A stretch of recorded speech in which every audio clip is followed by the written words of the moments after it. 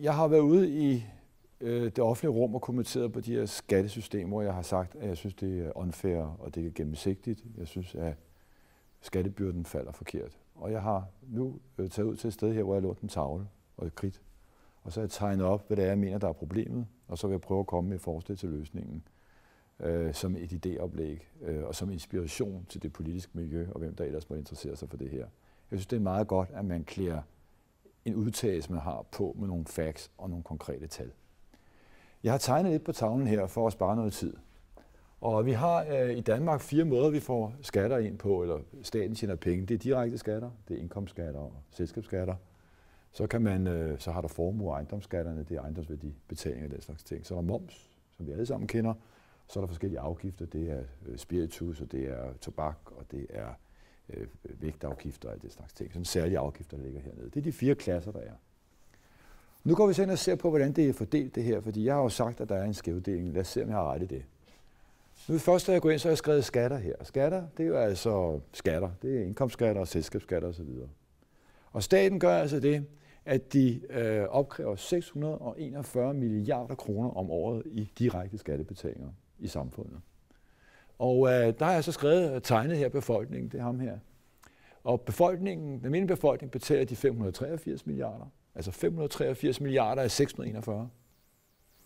Og så betaler virksomhederne og altså ejendomsselskaber, det banker, forsikringsselskaber osv., de betaler 58 milliarder. Og det vil sige, at for hver 10 kroner, der samles ind i de direkte skatter, betaler befolkningen de 9 kroner. Og forretningsledet kun 1 krone.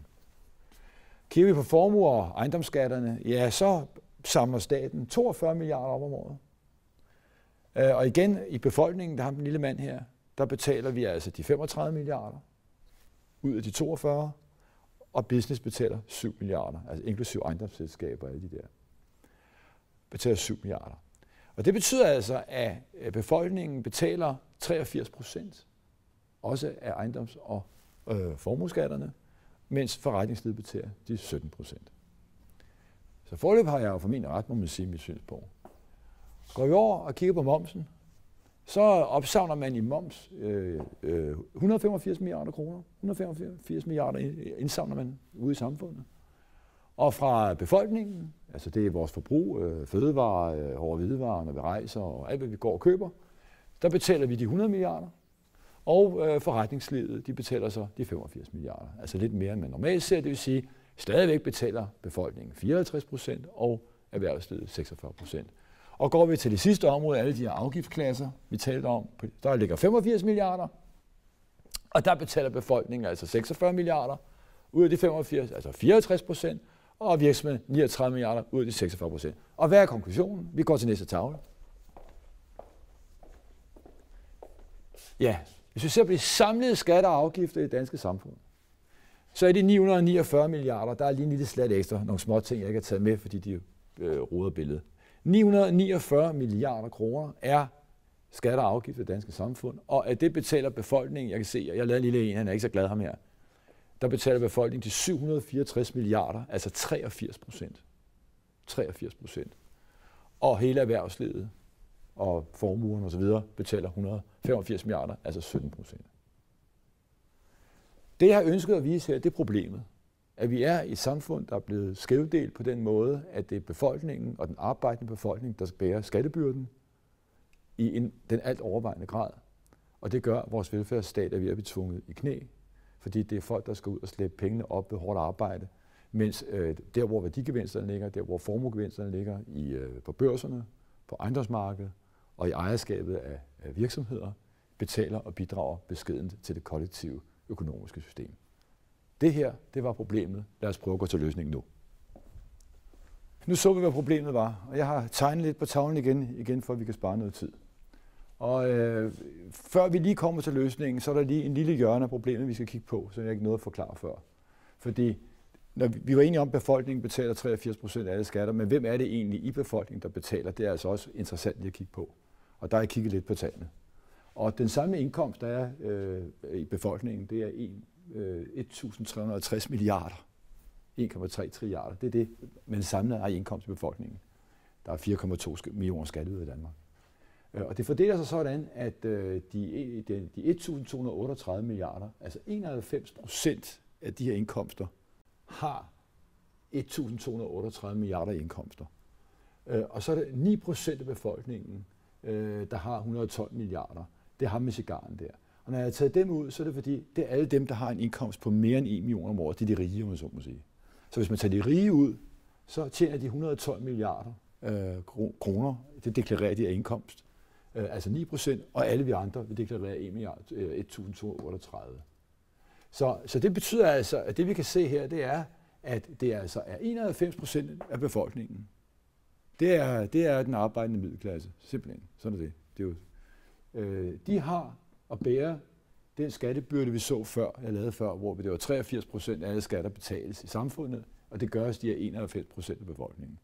Og når vi laver det, tager det procenten af procenten, så betyder det altså, at 75% af samtlige skatter og afgifter i Danmark betales af almindelige arbejdende familier og virksomheder, de rige danskere, alle kapitalerne osv.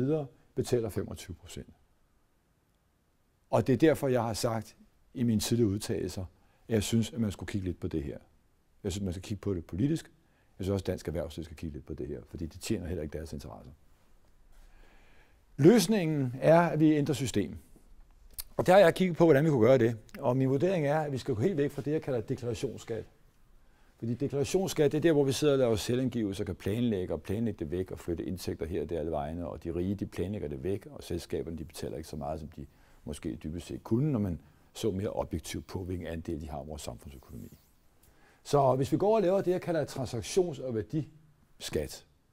Altså transaktionsværdiskat kalder det. TVS kalder det i forkortet tale. Det er min opfindelse. Bevares. Nå. Der går vi kun ind nu fremover og beskatter i punkter i økonomien, vi simpelthen kan måle, vi kan se dem, vi kan veje dem, de er objektive, og man kan ikke komme udenom dem. Man kan ikke game, som man siger. Man kan ikke game sig væk fra det. Alle kommer til at betale, uanset hvem. Hvad får den her model til konsekvens? Jeg har lige skrevet tallene her, hvad slutresultatet bliver. Så går vi hen og ser på den næste tavle, hvordan jeg egentlig gør det. Men hvad er det egentlig, der sker? Jo, når vi går væk fra deklarationsskat, så sparer befolkningen 373 milliarder i skatter. Væk med dem. Det er indkomstskatter, og der forsvinder ejendomsværdiskat. Alt det er væk. Og så kommer der nye TVS-skatter, jeg forklarer, hvordan herovre, på 292 milliarder. Det vil sige, det jeg gør her, det er, at den skattemæssige besparelse i befolkningen bliver over 81 milliarder over de her 10 år, jeg vil lave det her. Så hver år flytter vi 8 milliarder over til den danske befolkning i skattelettelser. I erhvervslivet sker der det, at de sparer også nogle penge i skat, når vi går væk fra deklarationsskatten. De sparer selskabsskatten for eksempel. 41,8 milliarder. Og så kommer der nye TVS-skatter, der rammer erhvervslivet og finanssektoren med 129 milliarder. Det vil sige, at erhvervssektoren som sådan, erhvervslivet, kapitalerne, formuerne, finanskapitalen, kommer til at bidrage med øgede skatter på 87 milliarder. Sådan er det. Lad os gå over og se på, hvad det betyder for husholdningerne, for jer, befolkningen. Lad os se, hvad det betyder for erhvervslivet, for at se, hvor stemt det egentlig er.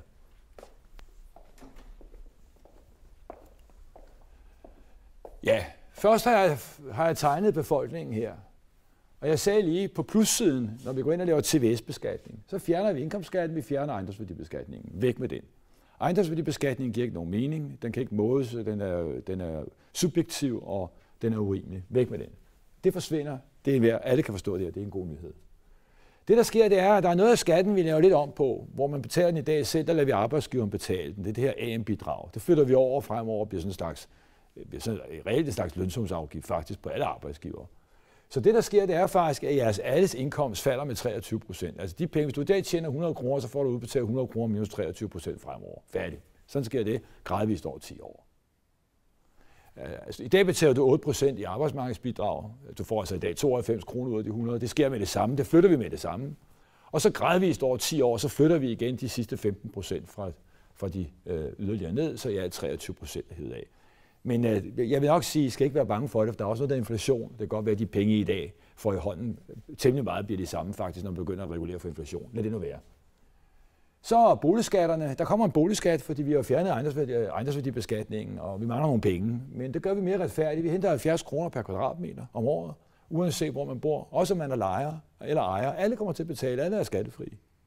Det betyder reelt, at vi henter ca. 20 milliarder kroner i skatteprovenu, og det vi får fra ejendomsejerne og boligejerne er det samme, nogenlunde som før. Men så kommer lejerne altså også til at spytte en 5-6 milliarder i kassen.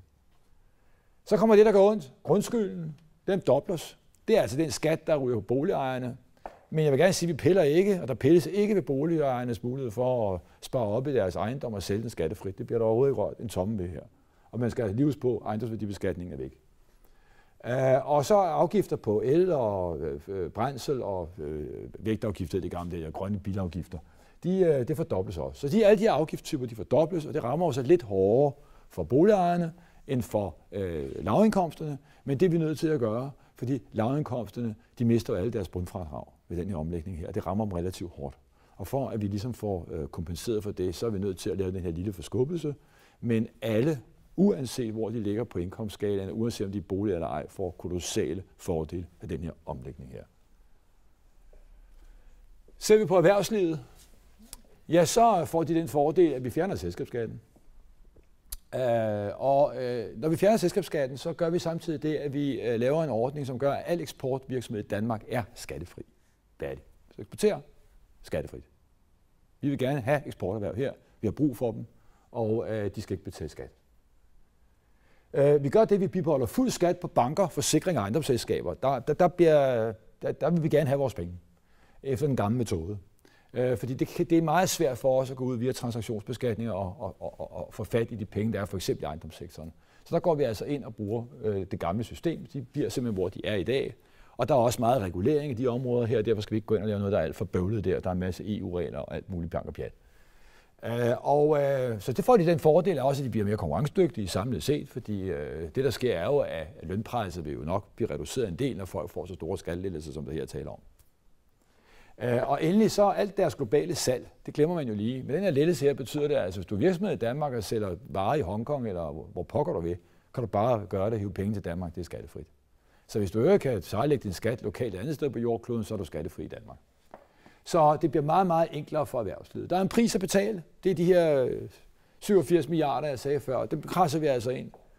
Og vi skal også lige have krasset ind, fordi vi mangler den her selskabsskat, der vi har givet dem, så vi skal skræbe lidt penge ind. Og det gør vi på princippet 3 måder. Vi indfører en 1,8% omsætningsafgift. Altså hver gang der er et indlandssalg her i landet, så vil der blive opkrævet en afgift på 1,8%. Og det er sådan, sker over 10 år, altså 0,18% om året bliver lagt i. Så når de fremover af deres momspligtige aktiviteter på det indberettede indlandske salg, der er, så vil der lige blive trukket en lille skilling ekstra til statskassen. Og det er sådan for at kompensere for den selskabsskat, om man så må sige, som vi har eftergivet. Beløbene går stort set op, min anden vil jeg gerne sige, så der er ikke noget hokus pokus i det. Der er måske den fordel, at dem, der tidligere betalte selskabsskat i Danmark, nok kommer til at betale mindre. For den her løsning her gør, at alle kommer til at betale, også dem, der ikke tidligere betalte selskabsskat, men sælger varer i Danmark, dem rammer vi med den her beskatning her, og det er det, vi gerne vil med transaktionsbeskatningen. Så gør vi det, vi går ind og kigger på finansområderne, og kigger på handel, på Københavns Fondsbørs med aktier og værdipapirer og obligationer, kigger lidt over i ejendomsmarkedet og hvad der ligger derovre, dækningsafgifter og ting og sager. Og der går vi ind, og så siger vi, okay, I har altså rigtig, rigtig store formuer, I tjener rigtig, rigtig mange penge. Vi vil godt lige have, om I vil være sød lige at bidrage lidt til samfundsøkonomien, så vi belaster med 43 milliarder i skatter og afgifter. Eller det bliver jo altså afgifter, fordi det er transaktionsbaseret det her. Og til sidst så kommer så det, der er ligesom en nettoregning for det, man kalder dansk erhvervsliv. Det, de kommer til at samle op i den sidste ende. Det er de 47 milliarder. Det er ligesom det ender med at komme tilbage med regningen. Og de 47 milliarder, ja, de kommer ind på de afgifter, der stiger. Jeg gennemgik jo lige, hvordan afgifterne steg for den almindelige befolkning. Jeg ved ikke, jeg glemte sgu lige at sige her, jeg glemte lige, at under de dårlige nyheder, momsen går op til 30% og 25%. Det var ikke så godt. Men den fik vi med her. Og det betyder altså også, at erhvervslivet bliver jo ramt af den momsstigning og disse afgiftsstigninger generelt, og det udløser den betaling her. Men jeg vil stadigvæk gerne sige, at erhvervslivets samlede omsætning er 3.000 milliarder. Ikke? Så lad os slappe af. Det her er et oplæg, det er et velment oplæg. Dem, der skal støtte det oplæg her, er jo i virkeligheden dansk erhvervsliv, som skal forstå, at den løsning, vi har haft igennem årtier, hvor vi hele tiden bare skubber skatteregningerne over til befolkningen, det gør, at vores velfærdssamfund er i fare, og det er stabiliteten i samfundet. Og det betyder altså også noget for den indlandske efterspørgsel og måden for at kunne drive forretning her i landet. Og vi er nødt til at bede erhvervslivet om at chippe ind og hjælpe til. Det, de får til imodydelse, det er jo altså en meget, meget, meget rolig lønudvikling over en 10-årig periode formentlig. Og de får et hjemmemarked arbejde i, der bliver stimuleret af ny efterspørgsel. Og de private husholdninger, altså befolkningen, vil begynde at kunne bruge noget af deres opsparing. De er ikke så bange, fordi de får meget, meget større tryghed på grund af de stigende disponible indkomster. Og samfundet som sådan kan jo altså også gå for andre fordele, fordi at vi ændrer på det her meget store ubalance, der er imellem, hvad du har af penge, når du arbejder efter skat, kontra hvis du er på passiv forsørgelse. Og der kommer vi til at ændre fuldstændig på det regnestykke, og det vil sige, at vi kommer til at få meget store gevinster også på det sociale regnskab. Så det er mit forslag, og jeg takker for interessen. Tak for i dag.